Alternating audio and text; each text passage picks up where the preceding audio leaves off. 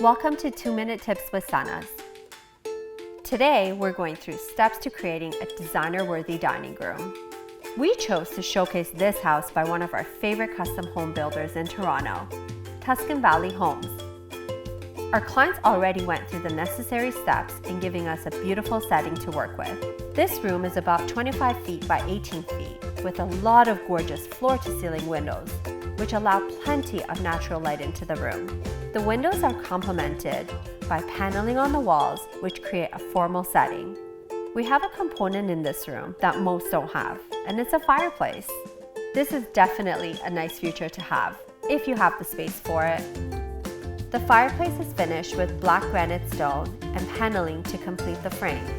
On top, we have a custom mirror inserted with 2 wall sconces. The chandelier and wall sconces are a nice touch to the room, as the brass finish adds warmth to the gray palette. When deciding which furniture to bring into the space, we felt it was important to bring in pieces that would complement the room, rather than take away from it. Rugs can be controversial in dining rooms. Some people love it and feel it's necessary, and others don't because they worry about keeping it clean. If you do end up using a rug in your dining room, it's important to have the right size. Make sure your chairs at the ends of the table are sitting just about 3 to 4 inches away from the edge of your rug. In choosing the right table, first things first, you need to evaluate the size of your room. We used a 94 by 44 inch glass top table. We wanted to break up the solids of the paneling and hardwood floors and decided glass was the best option to do that.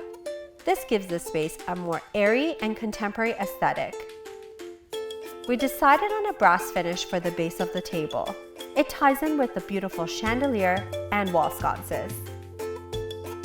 This room needed a touch of color, so when it came to choosing the right seating for the space, we went with these velvet, plush pink dining chairs with black legs and golden shoes.